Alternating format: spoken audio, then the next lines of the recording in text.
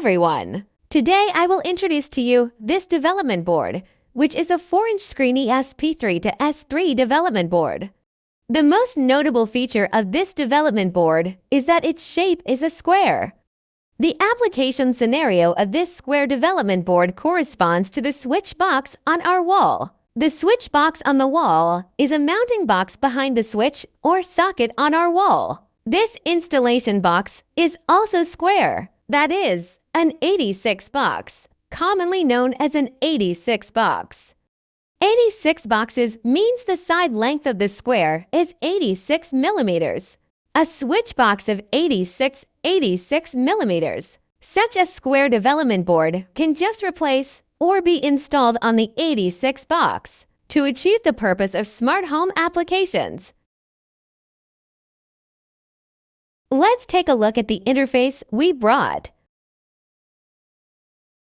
The interface on the screen is an interface for a smart home application scenario.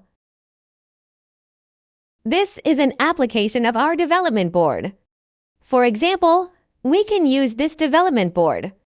You can control our chandeliers and air conditioners, or design an alarm for it in this system. You can also control the opening or closing of the curtains. That is to say, we can control many home appliances with one development board, compared with our traditional switches, or a socket, or some other knob switches. Such a development board can be compatible with or replace the functions of many switches. It will be very convenient to use and very concentrated. We don't have to remember which lights or other electrical appliances correspond to which switches. We can use such a development board to replace our traditional switches. Of course, this development board only serves the purpose of display and main control, the circuit that actually controls 220 volts, or a foreign 110 volts, or other voltage standard circuit. We also need some relays and other related accessories to use with this development board. Let's take a closer look at this development board. The core of this development board is an ESP32-S3 module. You can see on the screen that this ESP32-S3 module is installed on the back of the development board. We can turn it over and take a look. It is the same as the picture above the screen.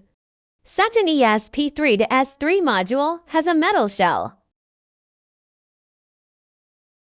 The black part is its printed circuit board antenna. There are some traces of the antennas on the printed circuit board. You can see jag patterns inside. This printed circuit board antenna is what makes this ESP32-S3 module and the entire development board, with Wi-Fi and Bluetooth functions.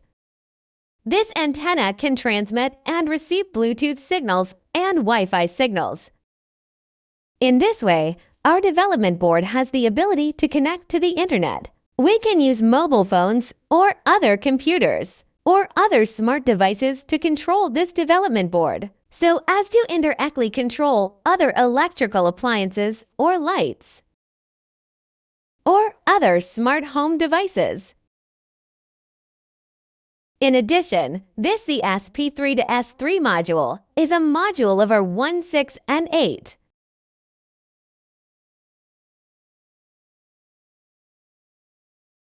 If you look closely, you can see that it is an R1, 6, and 8 module. R1, 6, and 8 means its flash is 16 meters and PSRAM is 8M.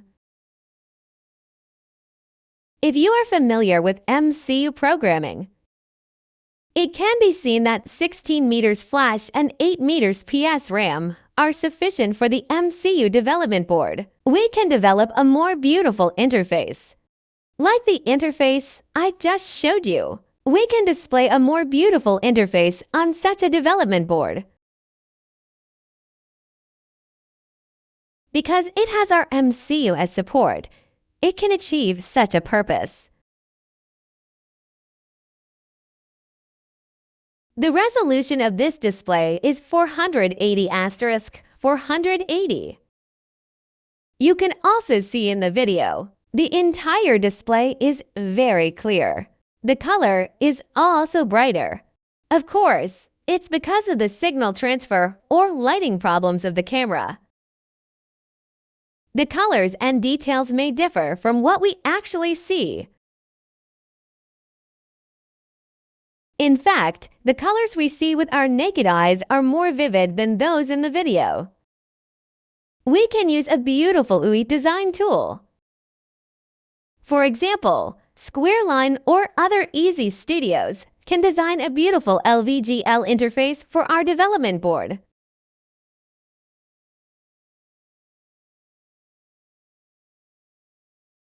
Let this development board display a better UI interface. It is convenient for everyone to control smart home or other application scenarios.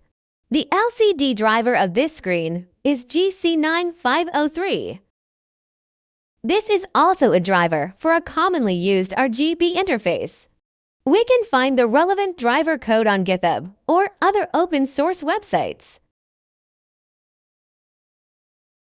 In addition, the manufacturer of this development version will also provide us with some open source or closed source code. The touchscreen of this development board is driven by FT6336. This touch driver is a multi-touch capacitive screen. The drive is also very smooth to use. This development board has a micro SD card slot. You can see that this small metal shell is its micro card slot.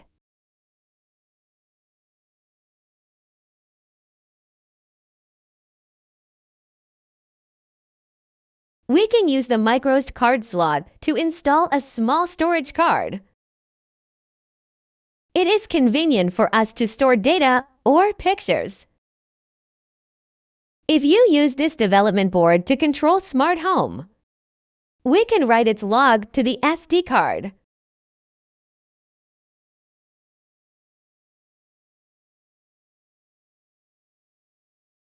Then install the SD card through the card slot, including some pictures.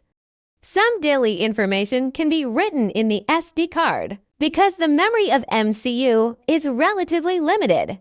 Flash is only 16M, PSRAM is 8M. These resources are mainly used to program the entire development board and run the program, and some necessary runtime data used. If you want to store data, I suggest you use an SD card.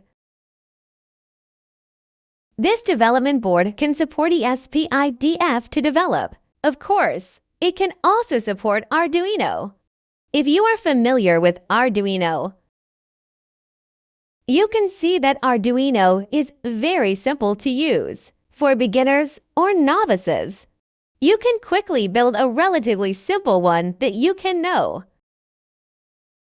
But Arduino has some slow compilation issues. You can use Platform iOS instead of Arduino because the overall architecture of Platform iOS is very similar to that of Arduino. You can directly port the Arduino code to Platform iOS. Platform iOS compiles faster than Arduino. Of course, Arduino and Platform iOS are both third-party development environments. If you need to use the application scenario, we recommend you to use ESP-IDF. Applications developed by ESP-IDF will be more efficient. Of course, ESP-IDF is for most people. The programming difficulty may be greater than Platform iOS and Arduino. Of course, if you are a programming enthusiast or for amateur use, there is no problem using Platform iOS or Arduino. There is no problem in some simple application scenarios. Of course, in some extreme conditions, you may need to use or only use ESP-IDF. Okay, this video ends here. Thank you for watching.